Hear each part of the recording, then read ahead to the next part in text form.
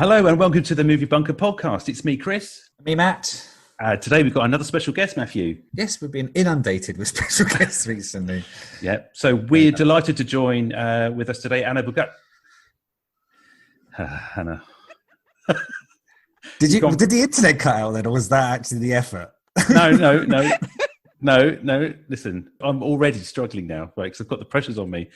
Anna Bogutskaya. Solid B for effort. Well done. Yeah. Well done. Can you do it justice then? Sorry.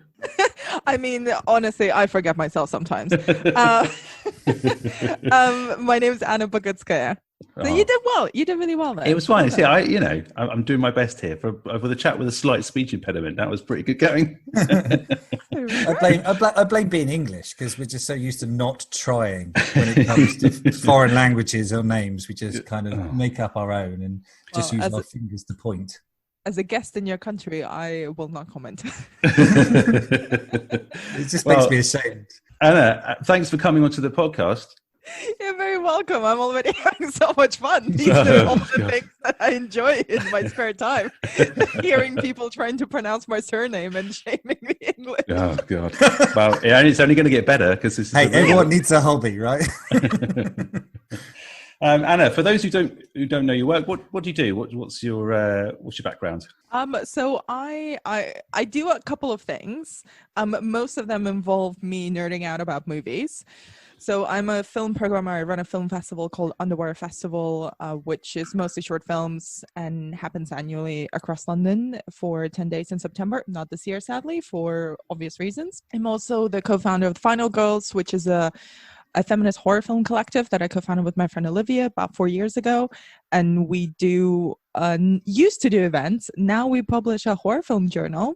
We're hoping to be doing events back when cinemas are open again. And we produce a podcast, which is the second series of which is launching again tomorrow at the time of us recording this.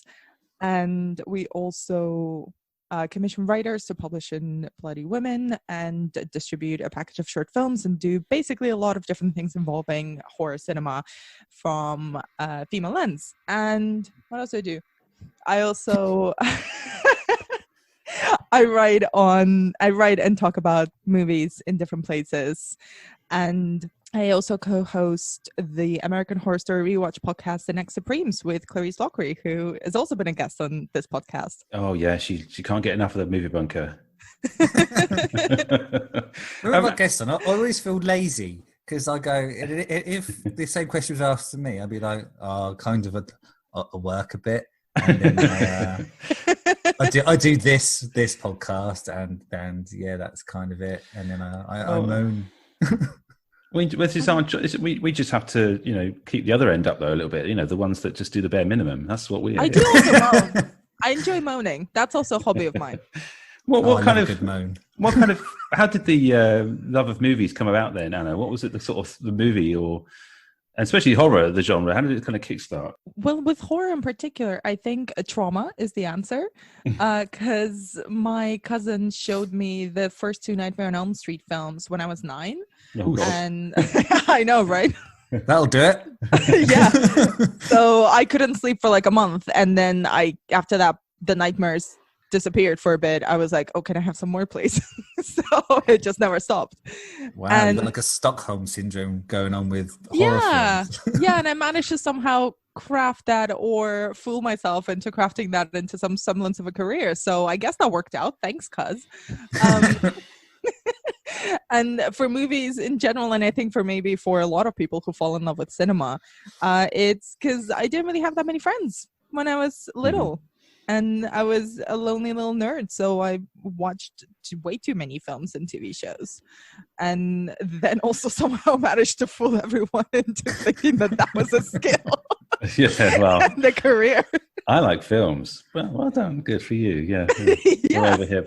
Well, the thing is with horror, it's interesting because I think the earlier that you're exposed to video nasties or horror films, the kind of more resilience you have and the more love and kind of thirst you have for those kind of films, isn't it? Because I mean, I kept my distance because I was a bit of a wuss as a child. I had very low threshold in terms of scares. So I mean, I couldn't even look at the covers of these VHS videos at the local, the VHS. Chris, you can't even say that as a child, because you told me a story when we were recording here about you watched the Blair Witch Project as a man, basically, because it's not that old. And then when you went to work in the mornings, you'd walk in the middle of the road so you wouldn't pass any alleyways. Yeah. I am a real scaredy cat. Yeah. I mean, bearing in mind, obviously, it's based in the fucking woods, and you lived early. I don't know how you thought the Blair Witch was going to get you in, like, even in a reasonable, like, if it was like a true story. They'll find a way. The witch will find a way. What it would want with me, I do not know. That's the power of the Blair Witch. Staff discount at Sainsbury's, right? So even a witch has got to eat, right? Hey, listen, if somebody makes a film about the Witch of Sainsbury's, I'm never stepping into another Sainsbury's. To be honest with you, I knew a few of them, so I won't. We've got a job to do here. We've got to look at this amazing guilty pleasure. Well, I say guilty pleasure, but you're going to defend the honour of this poorly rated film, Anna. Mm-hmm. Yeah. So what was the movie of choice for this week? Oh, do I say that? Yes, please. Yes. My movie of choice is the 2004 action adventure classic National Treasure. Benjamin Franklin Gates, you are undertaking the duty of the family Gates to find the most spectacular treasure in history. It grew throughout the ages and moved across continents until it was hidden by America's founding fathers, who left clues to the treasure's location right before our eyes. The unfinished pyramid, the all-seeing eye, are telling us something. Keeping this treasure safe, Benjamin, is your destiny. You're treasure hunters, aren't you? We're more like treasure protectors. All his life, Benjamin Gates has searched for a treasure no one believed existed. Don't you get it, Ben? The treasure is a myth. Dad, I refuse to believe that. But what he thought was the final clue 108 years of searching, and I'm 3 feet away. is only the beginning. The Declaration of Independence. You think there is a treasure map on the back of the Declaration of Independence? The map is invisible. Why would we make this up? Where's your proof? We don't have it. Riley, get down! Did Bigfoot take it? Word about the map is bound to get out. Ian's gonna try to steal it. 90 seconds. The only way to protect the Declaration is to steal it. What? I'm gonna steal the Declaration of Independence. Ben? From producer Jerry Bruckheimer and director John Turteltaub. It is surrounded by guards and video monitors and little kids on their 8th grade field trip. You will go to prison, you know that, right? Yeah, probably. Okay, go! Get out of there. Get out of there now. He's got the bloody map. This Thanksgiving, the clues of 10 generations There's more to the riddle. will reveal a mystery 20 centuries in the making. Who wants to go down the creepy tunnel inside the tomb first? Tell me what the next clue is. What do you see? Nicolas Cage.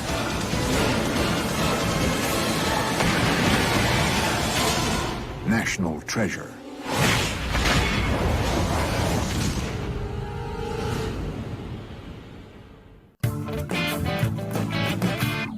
I mean, it's a real difficult one, this, because it doesn't feel like it should be rated low. I mean, I was surprised when you said, this is pretty low on IMDb and it's sort of Rotten Tomatoes and things. It's like, it can't be. But it is. It is. It's like 46% on Rotten Tomatoes, which is it's a pretty decent splat. But it's got loads of good stuff going for it. And I must admit, I watched it yesterday for the first time properly, like all the way through. First time? Yeah. What did you think? I got lost a little bit in it. I enjoyed it. About 2/3 of it, and then the last third was a bit overcomplicated. But I mean, all the bits with the stairs and stuff. The stairs really threw me off. But You find stairs complicated, Chris. This is what you're trying to tell us now. Yeah. Well, what is it about this movie, Anna, that really gets you? You really love about. Okay, so we've got about 2 hours here, right? So, so I have a really soft spot for action adventure films, but the revival of those films that came sort of in the late 90s and early noughties. So I'm thinking like The Mask of Zorro, which, by the way, I don't think that is rated low on Rotten Tomatoes. But if it is, I'm 100% coming back to talk about that movie. I'm obsessed with it.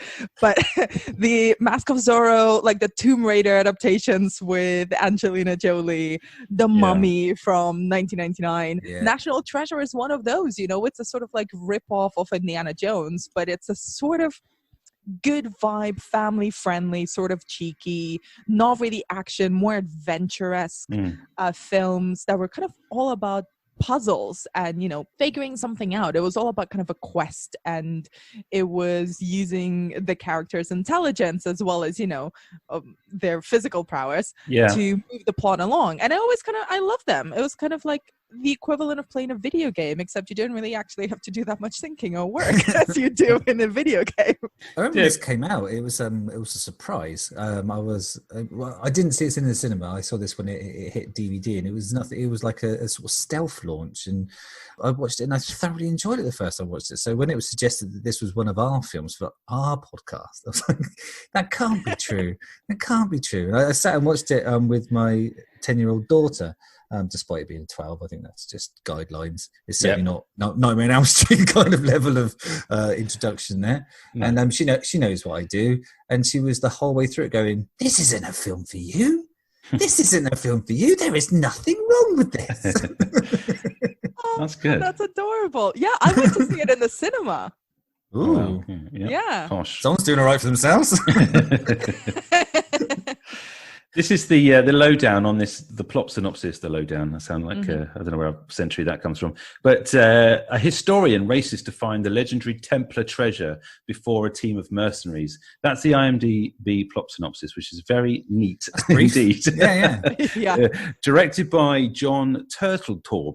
Now, I hope I've pronounced his name correctly. But you said he did every letter, so that's fine. Right? We need to get onto the cast as soon as possible because it's got a pretty decent cast and it ticks a lot of boxes. I mean, this is all about Nicolas Cage, isn't it? I mean, what isn't? Like, if Nicolas Cage is in a movie, there's no one else. I'd forgotten, except for Diane Kruger and Nick Cage and Justin Bartha, who plays this sort of sidekick, who I'll come back to in a minute because I love him in this film. Like, John Voight is in this. Christopher Plummer is in this. Sean Bean is in this. Like, the cast is... Harvey Keitel? Harvey Keitel is in this, You forgot... I mean, the cast is so outrageous. You forgot Harvey Keitel. Christopher Plummer's in it for, like, 2 minutes. It's like, I know, but when he showed up, I was like, wait, you're in this as well? Like, how many, you know... It's like you're in this, and you're in the loft from the Goonies as well. It's amazing. Yeah. I was really surprised that Sean Bean didn't die, because I always write this down. If I see Sean Bean, I put dead next to his name, but he doesn't die. He's really good. He's brilliant at playing this kind of the smarmy British guy. He's very typecast, I think, sometimes, Sean Bean, especially during this period of like late 90s and the noughties films. He was like the go-to guy for that kind of turncoat. But we'll just go back to Nicolas Cage for a second, because this is perfect Cage for me, because he's riding this PG-13 or whatever 12 rated film, and he's just bubbling away, isn't he, under the surface? There's little glimpses of his nuttiness, and I think it's perfect pitch for him, because I think he's very aware of what he's doing, and it comes across really nice on screen.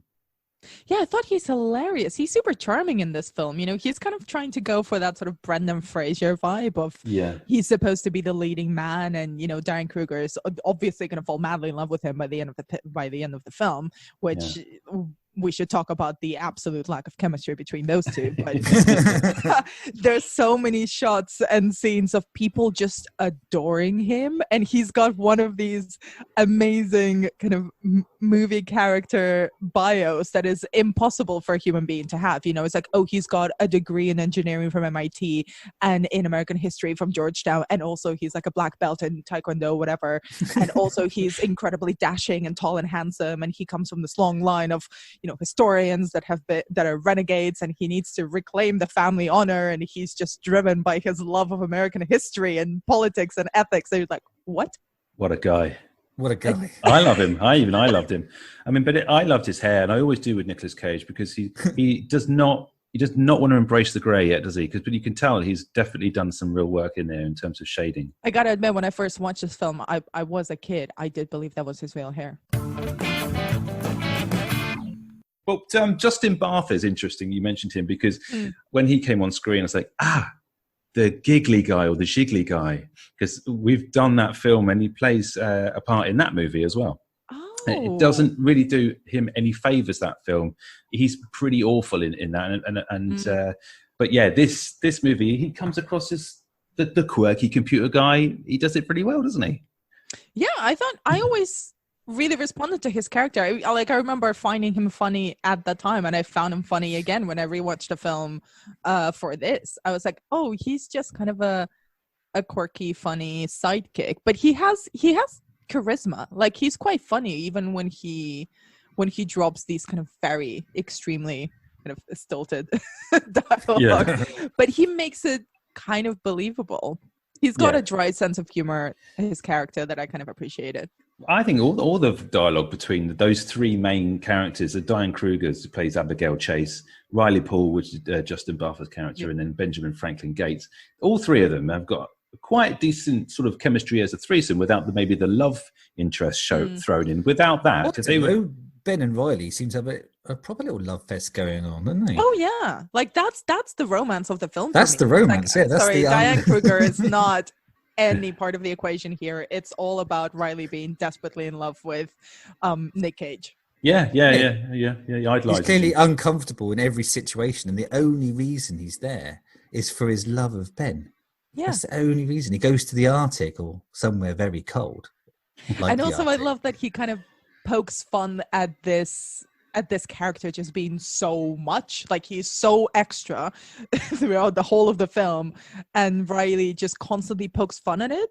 And I think without that, the film would be much trashier than it is. And it has a sort of self-awareness to it that I really enjoy, and that kind of makes it rewatchable. Like, I enjoyed going back to it and seeing all those characters interact with one another again. It's interesting because you get a very tropey setup to the movie as well, because you get this sprawling prologue, which does take a while to get the information across that you need to know before they can actually just plonk you straight in there. You're really set up, aren't you? They want to get as much information into you as possible. Mm-hmm. I like the chair ladder in the loft. I saw that and I was like, oh, I could do one of them. What's that? So when he goes into the loft, to go up to the high part of the loft, it looks like a chair, but then you fold it over and it's a ladder as well as a chair. You changed. This is the sort of thing that we start looking at. Instantly went on IKEA, typing in chair ladder to see if I could find one, but they don't exist apart from in the Goonies loft. They just don't exist. I mean, my favorite thing is when they use the Yahoo search engine to look for something on the internet. Yeah, like, oh, nothing ancient anything. That was I read a fact that the goodies use Google and the baddies use Netscape or something in this film. That they're evil. Yeah. But this is quite a normal thing, isn't it? Because we've spoken to it previously, where most of the time Apple products and certain type of Microsoft products are not allowed to be used by the villains of the piece or the film. So yeah, it's just silly, isn't it? Well, it makes sense. Silly. Yeah, yeah. But you don't have the same phone as a bad guy, right? No, true, very true. But what psycho do that? Well, talking of psychos, what's Harvey Keitel doing in this movie? I don't understand. He's got very little. He's buying a house. Yeah. There's got to be a tax bill, right? I mean, Nicolas Cage knows all about that, but Harvey Keitel is definitely dialing this one in. What is it? Oh, I love Keitel. Even when he's dialing in, I was like, oh, hello, you. Are you going to murder someone in this film? That's the problem. He's too nice in this film. You're like even like as a police officer, he's got the person that's done the crime that he's out to solve, right? So he's there. Harvey Keitel, the cop, is there to solve the crime of who stole the Declaration of Independence. It is Nicolas Cage. He has Nicolas Cage, and yet somehow, through reasons of plot, decides he's not going to arrest the thief who had actually stole it. He's going to just randomly arrest another guy who had nothing to do with it, fundamentally. I mean, he wanted to steal it, but he didn't steal it. No. Well, that's because Nick Cage is a really good guy, and he hits him real nicely. I would very much like to not go to prison. Thank you, please. Yeah, And I'd like not to. Yeah. He got some money instead of a prison sentence. He got a whole load of money. The big house scene at the end. I mean, let's talk about this chemistry then that doesn't exist between Diane Kruger and Nicolas Cage, because of all the sort of ways that relationship could have played out, it wasn't what I was expecting. Although I kind of knew it was coming. That doesn't make sense. I've just contradicted myself. But you know what I mean. It's unexpected, but I knew it was coming. It's business as usual with me, Matt. Sorry. Yeah. So Anna, what do you think was going on there? Okay, so there's a few things. Like when I was rewatching, it's like, oh, this is quite interesting. So the movie tells us that they're falling in love because of their shared nerdiness about American history. And that I appreciate. It's like, oh, okay, so he is interested in her mainly because she's the key for him to get to the Declaration of Independence. Fine. But also they're attracted to each other based on like old antique coins. Like they're into each other because they just want to nerd out on American history. Yeah. And I kind of love that. That's not something I've seen. She's not a damsel in distress, even though she does get into trouble because, she's an unrealistically gorgeous like museum director who also has a past as a model, I guess. Yes. And, it becomes embroiled with these guys. But the fact about them is that they're kind of historians in this situation. And it's not just because she's Diane Kruger and she's gorgeous that he is interested in her. It's because they're both nerds. And I was like, oh, this is really sweet. I like this. And at no point, he is trying to make a move on her in the film. I was like, oh, that's quite sweet, which is part of the reason why their kind of eventual romance, which really only materializes in the epilogue of the film. It's like, oh, by the way, we now have a castle and we live together, and like it was only just shot, and also now she's wearing flowery dresses and kind of cardigans, which she definitely was not wearing for the rest of the film. So it's like, oh, is that what it looks like when a highly professional accomplished woman settles down, quote unquote? I'm surprised she didn't have like just to really set it off, a couple of children around the ankles. Exactly. I was missing the belly. It's like, oh, is she pregnant now? Is that the epilogue? Riley gets a Ferrari and she gets pregnant and they get a castle. But it just wasn't like, I appreciated the lead up to it because it was based on them connecting over a shared passion, but there was no chemistry, like no romantic chemistry. No, like you say, it's weird because like looking back, I didn't really notice at the time, but looking back, there isn't literally a single kind of moment where the relationship goes anything beyond the same as he has with Riley. They're just working together. There's a couple of inferences to how attractive she is, which that'd be hard to avoid, but there is literally no romantic elements in it until right at the end. There's nothing. So they're holding hands. There is a scene. There is a scene though. Yeah, there is a scene when they do a stop and to buy some new clothes, and they're in their respective changing rooms, and they're talking. I would not use those change rooms, by the way. They are not for me. There'd be way too much of me on display for me to use those change rooms. Yeah. That's the only scene when they get a bit flirty. And it's a good scene, I thought. Yeah, it's not that flirty, right? No, it's just kind of like... I've just kidnapped you. Ha, ha, ha. I've always wanted to do that, though. When they go in and they scan... You guys went to kidnap someone. No. No. That's a cry for help. Not again. No, I've always wanted to go into a shop or be in a situation where I had to buy the clothes and wear them out the store and get them scanned and, because it was just a really cool thing to do, yeah. Oh, yeah, it is. I've done that. Oh, have you? Okay, yeah. Cool. Oh, cool. It does feel really cool.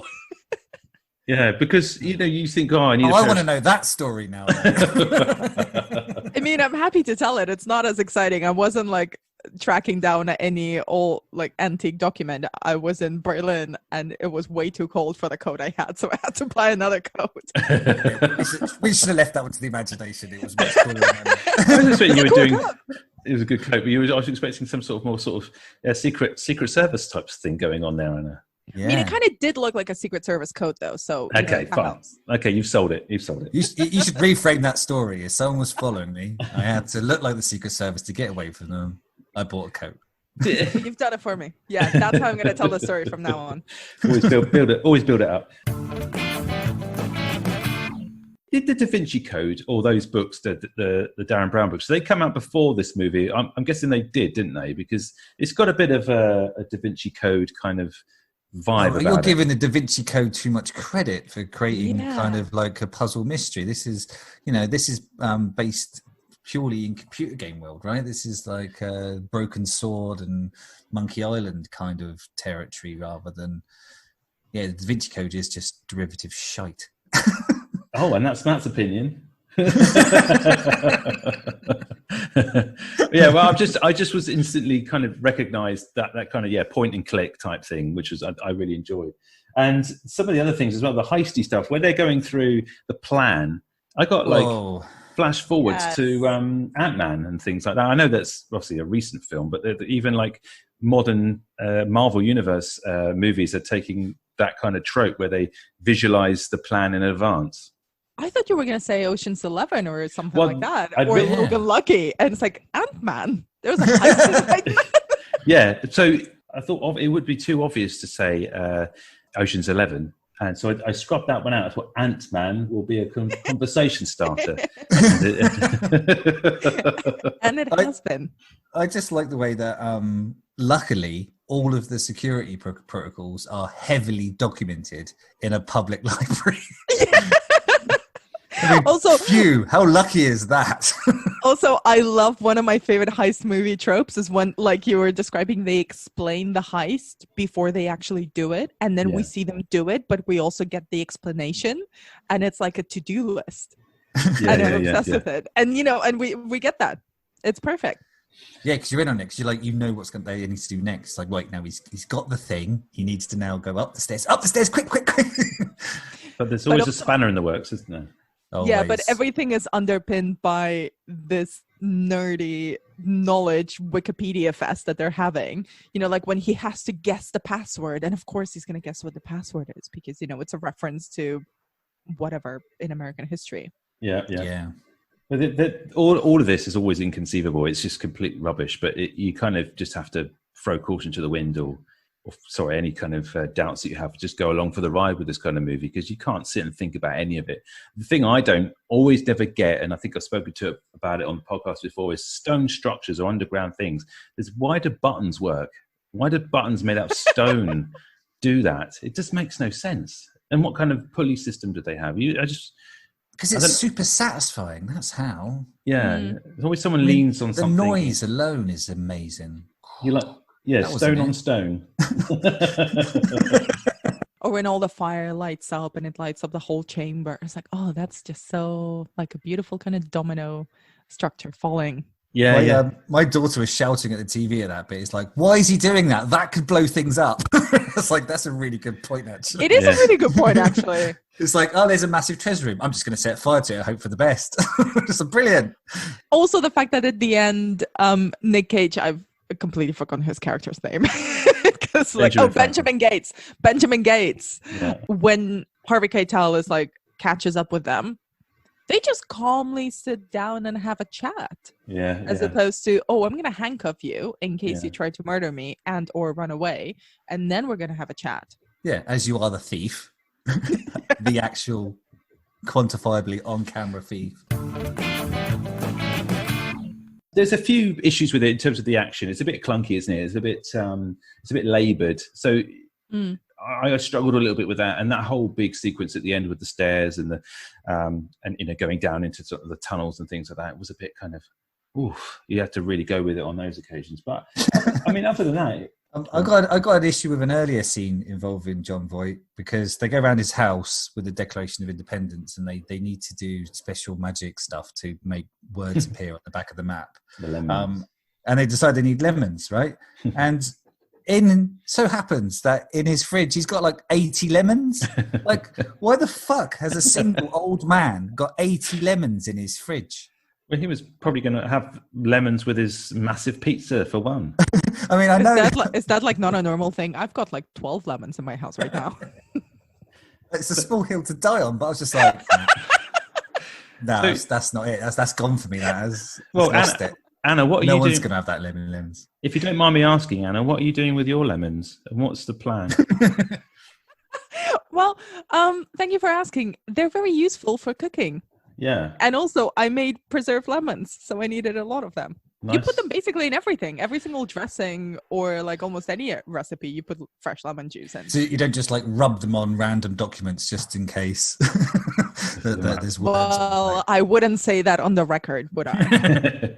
Matthew, it just goes to shows you up there for the narrow-minded man you are.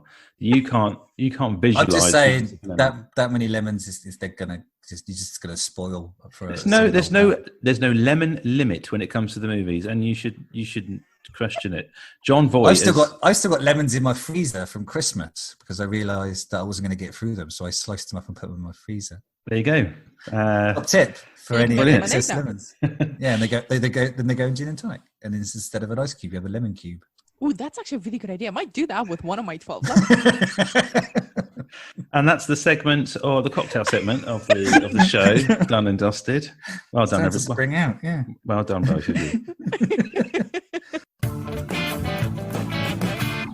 There was one thing that I'd remembered about it, but not as vividly. It's kind of just how much this film is sort of like an ad for American history and kind of the feeling of being American. Like there's so many moments where, you know, the swooping music comes in when he's relating some great moment from American history, obviously not at all riddled with issues and problems. At all. And you know, it's just this kind of exalting of the great men of American history. And I kind of like that's a bit dated, but I appreciate the sentiment. Like there's this weird type of movie, and Armageddon weirdly is one of them, where they just sort of feel like very well made propaganda. Yeah. Yeah. And it kind of makes you feel a little bit iffy, but also at the same, you kind of get really swept up in it. It like, I'm not American, but even I was like, oh my God, yeah, I should read about Benjamin Franklin, shouldn't I? Yeah, these middle-aged white men were really pulling down barriers. It's just this emotional, you know, sense of being an American. Like there's this amazing line when Diane Kruger's character Abigail is first introduced, and they meet, and he's like, "Ooh, what's your accent?" It's like, and Riley is very, to be fair, in a meeting that's in her office when they're trying to get something from her, it's probably very uncouth of him to say, "Oh, you're not an American," and kind of look her up and down like she's an alien. Yeah. And she has this great line that actually stuck with me through the years, where she says, "Oh, I am an American. I just wasn't born here." This is a great line because it's kind of what they kind of America or Americans kind of build on, isn't it? That dream, the American dream of going and succeeding in a free country, the free land, despite all the issues that, I mean, I know the UK were just finding out or exploring all those issues now, quite rightly, and things are being looked into, you know, with regards to being appropriate anymore. But yeah, this is a good watch. The dream of belonging. My pet peeves, apart from the fridge full of lemons, which was inappropriate, is things that don't work the way they work and just used in film. So in this film, a guard gets tasered, which makes him unconscious for periods of hours. Tasers don't work that way. Like if you want to knock a guard out, there are many ways that you could do it without having to bend the rules of science or actual physical fact. Lazy. Just like shoot him with a tranquilizer or knock him on the head or something. Yeah. Bribe him to lay down for 10 minutes. I don't know, but using a taser is just not. And they had him like sat in the back of an ambulance, like still holding his head. It's hours later. No. Generally speaking, timing. I've written the word timing down in four places in my notes because there are the serendipity of this film and the fact that it all meshes together is just unbelievable. It's amazing. Ian just always turns up at exactly the wrong time, despite the fact that he doesn't have any of the clues or any of the reason to be there, has infinite wealth and can travel however he wants to. These people travel hundreds of miles with no apparent form of travel as well. That's another thing. Yeah. Then there's a bit where Riley was sending the little kid to go get the bits of the Stowe letters. Was it Stowe letters? No, the do-good letters. Yeah, right? sounds good letters. So I've he already was, forgotten all the names. that's it, yeah. So he's sending them in one at a time. No fucking reason for that for a start. Let's just go away with that one. Oh, wait. I do disagree with that. I think there is a reason why he sends in the little kid several times as opposed to getting all the letters at the same time. It's because if he does get caught or intercepted either by guards or by the henchmen or anyone else, they will only ever have a small portion of the whole piece of the puzzle. So they will never have the full sentence that they're looking to get from him. They'll only have 4 letters, which is what happened. And yet the 4 letters they got were enough for them to make it to the exact same place at the exact same time and look at the exact same thing. They just had to Google it or, Yahoo it. Just the last 4 letters. That's all they needed. That's all they needed. But the thing that annoyed me about this scene wasn't the fact of the timing or the fact that he was sending him, is that he was giving him small pieces. He had a notepad and he was giving him small pieces of paper. And yet, the really important clue that he was writing down, he chose to write on the edge of the fucking newspaper. Mm-hmm. Why would you do that? You've got a pad. And it's important, right? This thing that they're going to write down is important. He's got a pad. Anna, we've been doing this podcast for nearly 2 years, haven't you? This is not this particular one. This is just like 40 minutes. It just feels like 2 years. But this is the sort of thing that Matthew can't handle, and this is it's difficult to get through an episode. For this. Have you gone in? I've got an answer. He's doing it on the crossword puzzle on the paper because it's going to make him look less suspicious as a adult man who's sitting on the street with a notepad and a little kid running up to him every 10 minutes. Yeah, he's giving money to. There's a lot of really suspicious things in that. But he's doing a crossword puzzle. Writing something, the fact that he's writing something down is the least of his problems. Matthew, see, you could tell you now we're ramping up because now the swears have gone up as well. But it's just too much. You've got one more. You've got one more fucking shit to use in the podcast. I've got 2 more points, so these are both real big ones for me. Is when they finally reach the catacombs. Mm-hmm. He points a torch, like an electric torch, at a torch to light the torch. Just use your torch. What? He's got a torch, right?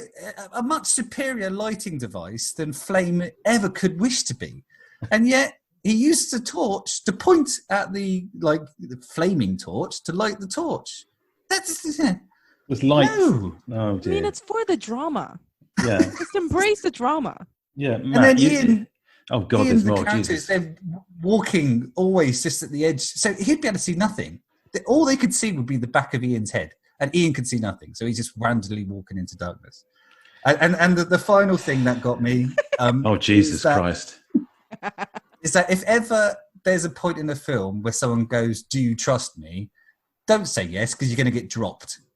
Yeah. That's always what happens. And it does. She gets dropped 20 foot and onto the edge of a really rickety platform.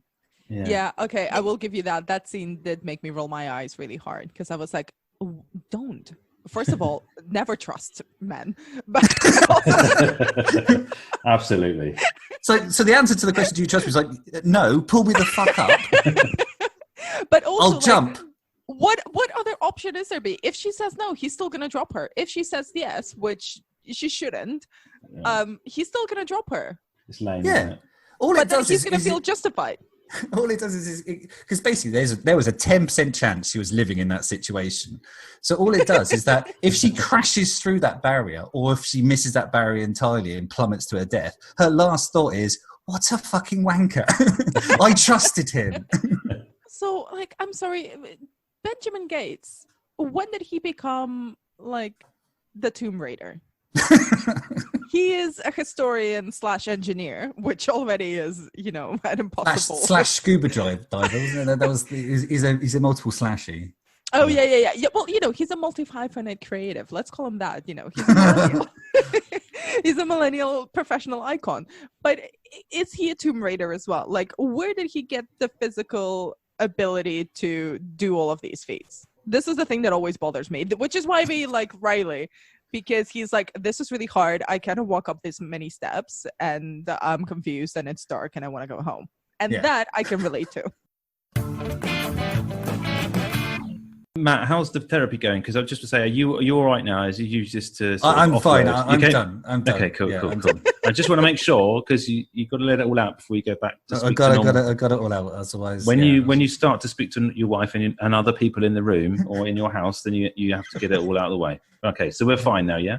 We're good. We're good. So I was just, before we kind of make an ultimate decision, which I think I know what's going to be, because you sounded like you didn't like it, Matthew. I don't know if it's me, Anna. I don't know. What did you think of? Matthew seems to be on the fence about this movie. I mean, I'm kind of surprised Matthew didn't mention all the many like zoom cuts and like whoosh whoosh noises that were made in between scenes. Because I love a he loves that. Wait, something that was the best thing about it. I made a supercut of it afterwards of just the whoosh noises. Can you please send me that afterwards? My ringtone. Let's cut to the chase. So, in terms of bunkerness in the movie Bunker Podcast, what we like to do is release these movies that are held in the bunker because there's not enough space in the world. We haven't really kind of fleshed out why it's called the movie Bunker. We don't know why. It was available. It's either there. Because if anything, it should be the other way around. The movie should be in the bunker. The ones that we want to keep safe are the ones that are in the bunker. The ones we don't care about should be left outside. Do you know what I mean, Matthew? Yeah. So we've done it all the wrong way. It was a more innocent time when we wanted to. But now the outside is a dangerous place. Well, we've reversed that. So what we've done is we've kind of just created this whole stupid story that we are in a bunker and we're releasing the movies that are good enough to be out of the bunker into the world. So all those Rotten Tomatoes movies. Okay, Anna, did you? Okay. Yeah. So you're like the world's cinematic filtration system. So you watch all the movies that are badly rated on Rotten Tomatoes and you decide whether to release them onto the world or not. Yes, exactly. Yes, okay. Like the large colon. That's basically. Yeah.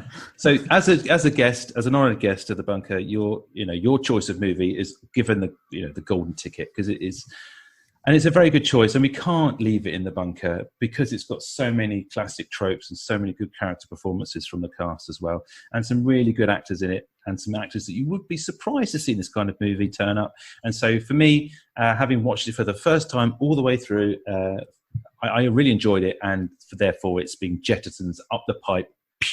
Off it goes out into the world. Matthew, what about you? Oh, I loved the film. As much as it sounds like, the only problem with the film, apart from those other problems, is the fact that as I watched it with my kids, they thoroughly enjoyed it. Then they noticed that there was a sequel, which is far worse. Which they're going to watch. There's going to be a third one as well. Is there? Oh, really? Yeah. Oh, okay. I'll look out for that. I'd be pleased to see it. I think it's quite a good little. Maybe have you seen the second one, Chris? Yes. No. Actually, no. Why am I saying yes or no? I haven't. No.